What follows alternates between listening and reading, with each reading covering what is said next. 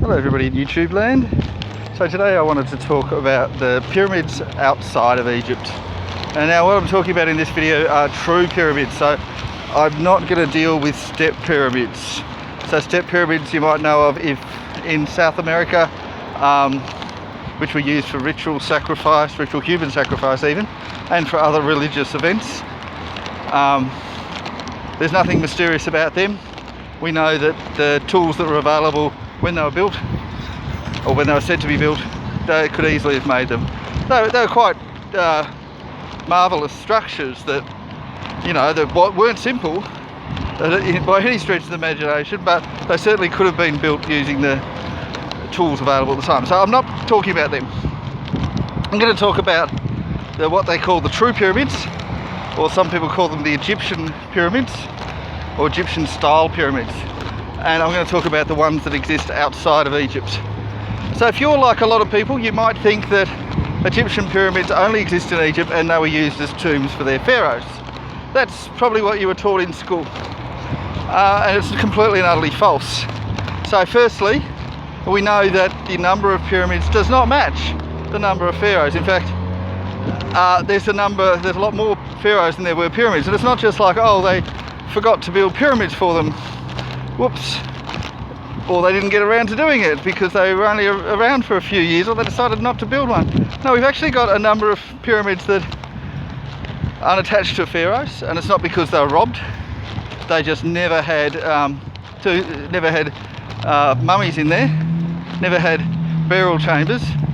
And we also have a number of pharaoh tombs that exist completely separate to pyramids. So you'd think, well, surely if they were tombs, and if that was their main purpose, all of them would have pharaohs in them, and maybe there'd be a few left over because they didn't get around to it, but it just doesn't match up. And there's a number of other reasons why they were certainly not tombs. They also weren't built 4,000 years ago. They were built a lot earlier than that. When we actually, in pre-flood times or pre-cataclysm times, depending on how you want to think about it, we actually were far more advanced than we are now even. And particularly in the realm of wireless electricity.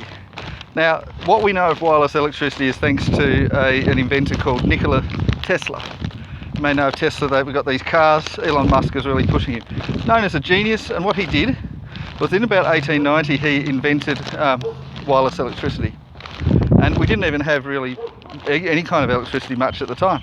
So he showed, and they took films of it, and you can see those films have been translated to something that you can look at on YouTube. I've certainly seen them. I've seen them on TV. I've seen them on YouTube, and you can see him. He just goes whoosh, whoosh, and just lights up an entire city with one rod.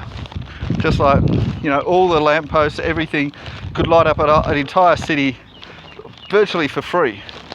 And, you know, much cheaper. So if you think of your electricity costs of being, let's say, $400 for every 3 months or so, or whatever your cost might be, just imagine them being $2, because that's what wireless electricity costs would be. They might even be nothing. And so we could easily have a lot of governments just say, well, we're not going to charge you for electricity.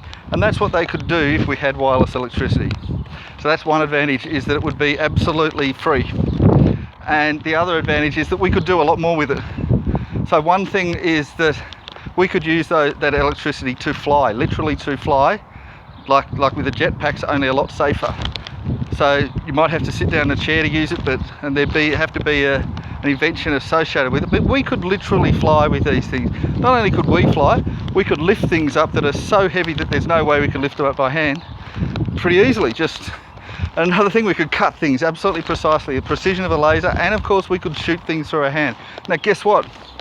In pre-ancient times we have numerous cave paintings showing people doing exactly that. We have them doing all those things, and going back not only to Egyptian times but to ancient Sumerian times. So we're talking about 500,000 years ago. Now I know officially Sumerians are only 6,000 years old, but they say that they were 500,000 years ago, and I'm going to trust them, because actually humans have actually been around for 8 million years, not 6,000 years. So anyone saying they've been around for 6,000 years is just lying. So yeah, so we know that there was mobile electricity 500,000 years ago, around about. Did the Sumerians invent them? We can't be sure, but there doesn't seem to be any evidence before that. So I think it's fairly safe to assume that the Sumerians invented them. But Sumerians didn't have pyramids. We know they didn't because they didn't draw them. There's no evidence of them.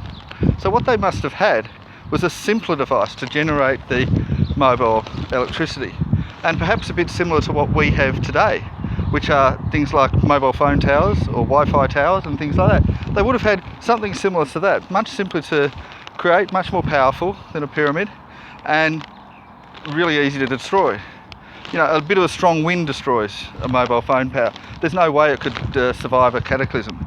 And so it would be safe to assume that if they had them all around the world, let's say they had them 500,000 years ago, the Sumerian Empire was quite big. It wasn't worldwide, but it was quite big.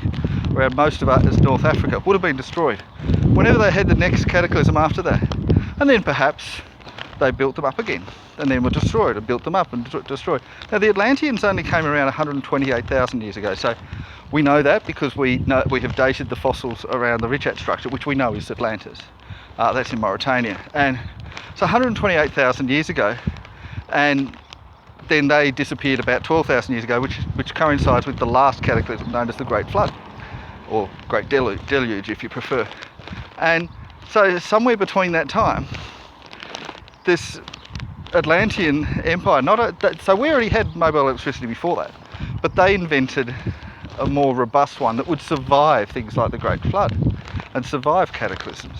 And that was what the pyramids were for. They weren't just to generate mobile electricity. I mean, they did generate them, but they were mainly there to survive an attack.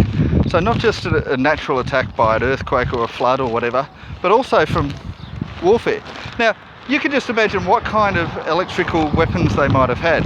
So, you know, something like a big railgun that could just go, you know, absolutely decimate things. So you want to have something that's sturdy enough that can survive that.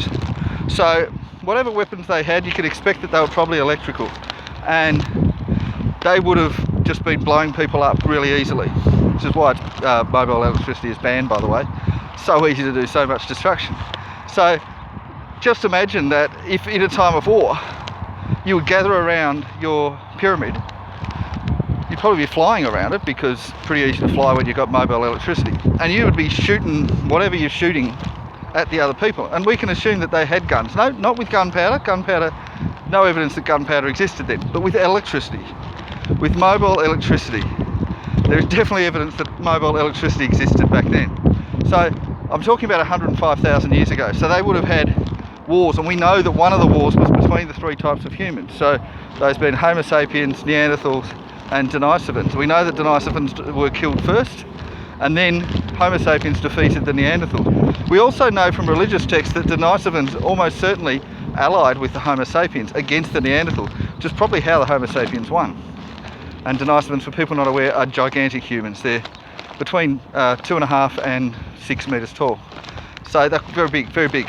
9 feet and 18 feet. Now that's a bit of an estimate, but they were certainly much larger than humans are today. And they came from Russia, or Siberia to be precise. But we don't know exactly where they went, but we know they went all around the world. So yeah, they were certainly involved in that war, and that war probably was helped by, or it had something to do with the pyramids. And the pyramids would have been, perhaps they themselves weren't weapons, but they might have been. Maybe they had some lasers attached or whatever, so anyone getting close would be zapped. But at the very minimum, even if they weren't weapons, they would have been used as a sort of a fortress to defend against any attacks.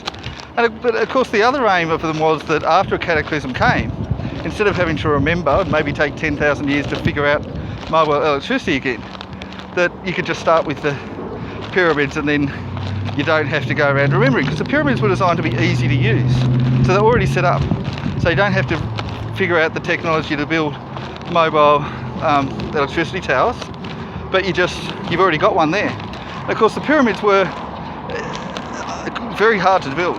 They could only be built with mobile electricity. So you have to have that technology first, which says that not only were they mobile electricity power generators, but they were created by mobile electricity power generators. But of course that could have been your little Wi-Fi tower things, which are much easier to build, and they could have built them, no, not with stone hammers or anything that existed at the time, or said to exist 4,000 years ago, but with the technology that existed 105,000 years ago, which we're going to assume was much further along than ours, another 8,000 years ahead of what we are now, maybe even more than that. And so yeah, so they would have built these towers, and then they would have built the pyramids afterwards, or maybe they would have built small pyramids and then built the big ones.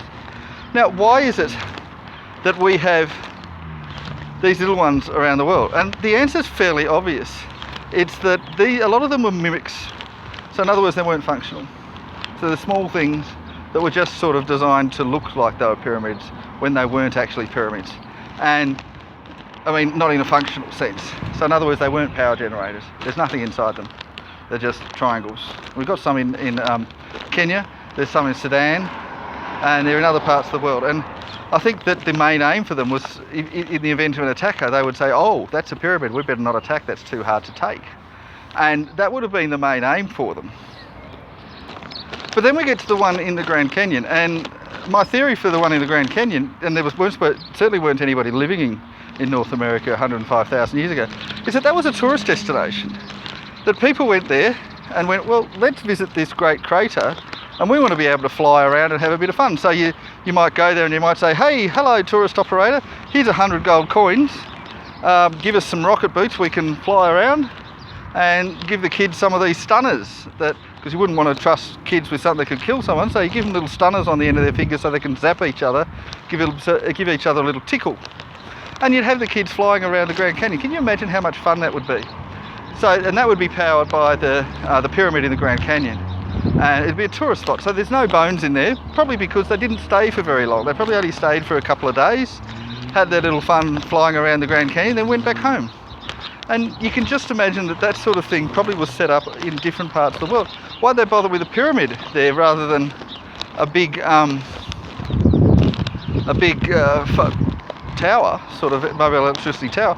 Probably because that was a popular tourist destination. You can just imagine that would have been a lot of fun flying around. I wish we had that today. That'd be great fun.